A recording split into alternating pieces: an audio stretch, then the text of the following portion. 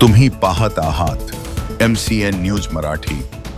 खामगाव तालुक्यात दाखल करण्यात आलेल्या कथित NDPS प्रकरणामध्ये पत्रकार शेख तौसिफ यांचा लहान भाऊ मोहम्मद अतिक मोहम्मद शफीक याला जाणीवपूर्वक तांदूळाच्या गोडाऊनमध्ये कोणीतरी अज्ञात व्यक्तीने 4 किलो गांजा ठेवून अडकविण्यात आल्याचा गंभीर आरोप पत्रकार मोहम्मद तौसिफ यांनी केला आहे।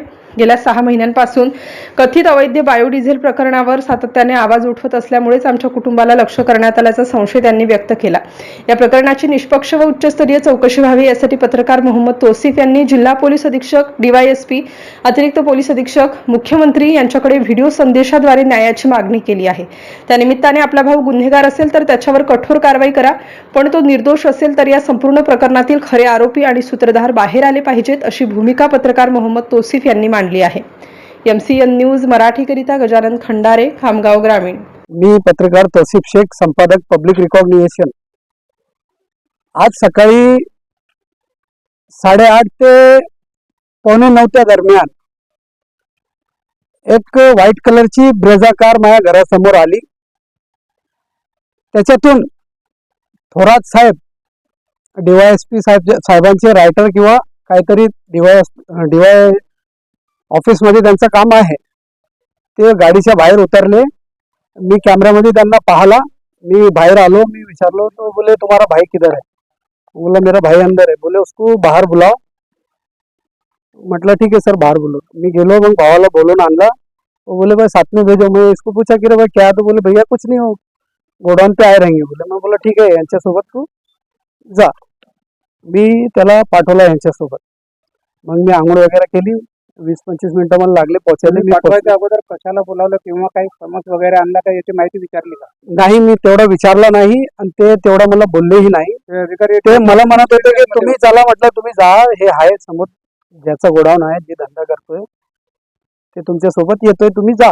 ड्रेस मध्ये होते की civil dress? नाही, सिव्हिल ड्रेस मध्ये होते, कुठलाही ड्रेस नव्हता त्यांचा। कोणाला उचलायचा अधिकार तर नाही आहे, परंतु तरी त्यांच्याकडे कोणतं पत्र होतं का शासकीय असं उचलायचं कोणाला? कोणतंही पत्र त्यांनी दाखवलं नाही किंवा काय बोलले नाही। कारण नसताना आपण आपला भाऊ त्यांच्या सुपूर्द केला, ही आपली पण चूक नाही का? नाही, खरं आहे, माझी बी चूक आहे, परंतु काहीतरी ओळख असते म्हणून थोरात साहेब यांना माही काहीतरी ओळख आहे थोडीफार, म्हणून मी त्यांच्यासोबत पाठवलं की बाय। बरं, कशासाठी उचललं त्यांना? ते काय बोलले नाही। बरं, कोणत्या प्रकारची माहिती न घेता त्यांना उचलून घेतलं? हो, त्यांनी त्याला गाडीत बसून, हे 8:30 ते 8:45 दरम्यानची घटना आहे। संबंधित माहिती तुम्हाला किती वाजता मिळाली? मग मी गेलो तिकडे गोडाऊनवर, तर ते बाहेर उभे होते सर्व। त्यांना बोललो की सर कसं काय काय काय नाही, म्हणे आम्हाला तुमचं गोडाऊन चेक करायचं आहे। आणि गोडाऊन चेक केल्यावर मग ते कमीत कमी 1 ते 1.5 तास थांबले सर। ते लगेच त्यांनी गोडाऊन चेक वगैरे काय केलं नाही, 1-1.5 तास थांबले। त्यानंतर पंच बोलवले आणि मग त्यांनी ते गोडाऊन वगैरे ते खोलायला लावला आणि मग पाहिलं पुढचा। मग पाहिलं तर पहिले त्यांनी ते जेवढे कट्टे होते ते चेक केले, त्याच्यात काय निघालं नाही। कसे कशाचे? तांदूळचे नाही, याचे अन्नधान्याचे कट्टे होते, ते पूर्ण चेक केलं। अन्नधान्याचा गोडाऊन आहे, थोडंफार ते चिल्लर तांदूळ वगैरेचाही करतो। मग नंतर काय झालं सर, त्यांनी चेक करताना सर्व चेक केलं, मग 2 पोते त्यांनी असं खालून काढले, मुंडे साहेबांनी काढले। त्यांना काय माहिती होती का काय हे कळलं मला, डायरेक्ट त्यांनी ते पोते काढले 2 आणि त्याच्यातून 2 गांजाचे हे काढले, एवढे मोठे बॉक्स होते असे, ते 2 काढले। तर मी तर अपकलो सर। मी म्हटलं सर हे काय, हे चुकीचं झालं म्हटलं सर, हे तर लय प्रकार एकदम वेगळाच केला तुम्ही तर। नाही म्हणे तुमच्या ह्याच्यात निघाला म्हणे असं। मग ते माझा भाऊ बी ओरडला की सर नाही, बोले तुम्हारे इसमें निकला ना। मी त्यांना बोललो, मग बाहेर आलो, मग आपले पत्रकार बांधवांना फोन लावला, तर सकाळपासून 30 ते 40 पत्रकार गोडाऊनवरच होते। मग साहेब जे गेले 10-10:30 वाजता, तर साहेब नंतर आले 4:30 वाजता पोहोचले परत गोडाऊनवर। तोपर्यंत गोडाऊन कोण होतं? कोणीच नव्हतं, फक्त आम्ही होतो आणि आमच्या गावची जे डिपार्टमेंट आहे समजा ते होते आणि त्यांचे त्या ठिकाणी सापडलं। हा, ते 4:30 वाजतापर्यंत तिथंच होतं का? हो, ते बी तिथंच होतं सर। मग ती वस्तू सापडल्यानंतरही तिथं असताना शासकीय प्रशासकीय कोणी अधिकारी असे सोडून गेले गोडाऊन? नाही, गावातले जे अधिकारी होते आमचे ते होते, पण ज्यांनी कारवाई केली ते नव्हते। समजा जे आले मस्त सिंगम स्टाईल मध्ये, ते गेले निघून आणि नंतर ते 4:30 वाजता आले सर। 4:30 वाजता आले. त्याच्यात कोणता तहसीलदार किंवा पुरवठा अधिकारी हे कोणी नव्हते सर. आणि हे कंपल्सरी लागतंय कुठेतरी आपण रेड करायला गेलो, हे कायद्याचा भाग आहे. पण कोणाला ना आणता काय प्रक्रिया झाली? मग नंतर 5-5:30 वाजता हे आले आपले फॉरेन्सिक वाले.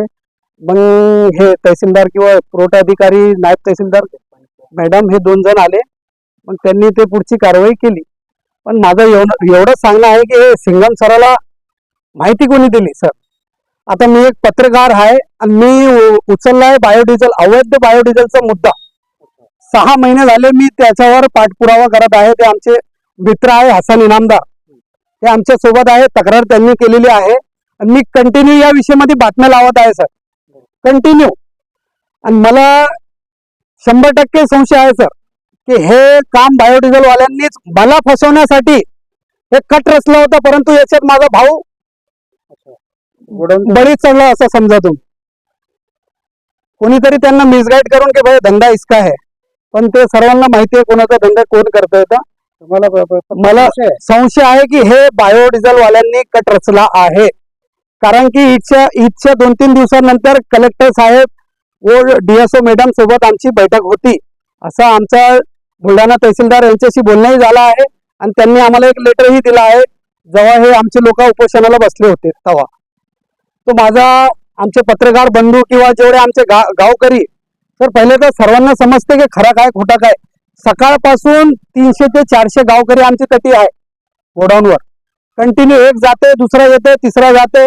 फोन करून आम्हाला विचारते की तुम्हाला काय मदत लागते की सांगा, आमदार साहेबाला बोलायचं आहे का, खासदार साहेबाला बोलायचं आहे का.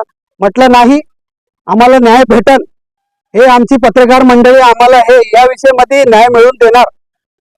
आणि मला सर्व पत्रकार बांधू जेवढे बी आहे आपल्या जिल्ह्यातले किंवा महाराष्ट्रातले सर्वांना विनंती आहे, जर हे गुन्ह्यात आम्ही खरे आहो तर आम्हाला फाशीवर लटकून टाका आमच्या भावाला. आम्ही त्याच्यात काय म्हणणार नाही, परंतु सत्य समोर आणा. एक कडकडीची विनंती आहे सर्वांना, सत्य समोर आणा. आणि हे जे खोटे फसवणारे अधिकारी किंवा यांना गुप्त माहितीदार भेटतात कुठेतरी, ते गुप्त माहितीदारांनाही अरेस्ट करा, त्यांच्यावरही कारवाई करा. जे याच्यात जे अधिकारी इन्व्हॉल्व आहे त्यांच्यावरही गुन्हा दाखल करा. यांचे कॉल डिटेल, CDR जेवढे बी समजा सोशल मीडियातले भाग असते हे काढा आणि यांच्यावरही गुन्हा दाखल करा. मी तर जाणार आहे सर पुढे. माझी सध्या जे कारवाई झाली ते अजून प्रेस नोट भेटलेला नाही आहे, ते भेटन आपल्याला. आमचे पण दाखल झालेले FIR दाखल होत आहे सध्या. होत आहे. हा, सकाळी 6:30-7 वाजतापासून 8:30चं प्रकरण आहे समजा. आणि आता संध्याकाळचे 7 वाजत आहे. 11 तास झाले आतापर्यंत FIR दाखल नाही दाखल नाही. आता तुम्ही समजू शकता, जर हे मॅटर लिगल असलं असतं, जर रिअलचं असलं असतं तर सर कवाची काय कारवाई झाली असती तुम्हाला माहिती आहे. पत्रकार बांधवांनी तपास अधिकारी साहेबांना सुद्धा माहिती देण्याकरिता विचारले वेळोवेळी, हा, परंतु ते समोर यायला तयार नाही. याचं कारण काय? त्यांच्याकडे जबाब नाही ना, त्याचं कसं येईल ते. त्यांनी खोटी कारवाई केली सर. कारवाई झाल्यानंतर ते म्हणता उत्तर देऊ. आता कुठे, आता तुम्ही आहे ना सर. 11 ते 11 जर 12 तास झाले, 11 वाजता कोणतं पत्रकार इथं थांबणार नाही. माझी वरिष्ठांना विनंती आहे, DYSP साहेब किंवा ऍडिशनल साहेब, SP साहेब, IG साहेब यांच्यापर्यंत मी पोहोचणारच आहे. पण आपल्या माध्यमातून मी त्यांना सांगतो की सर प्लीज तुम्ही याच्यात स्टिक ऍक्शन घ्या आणि सत्य बाहेर काढा. बस एवढीच विनंती आहे.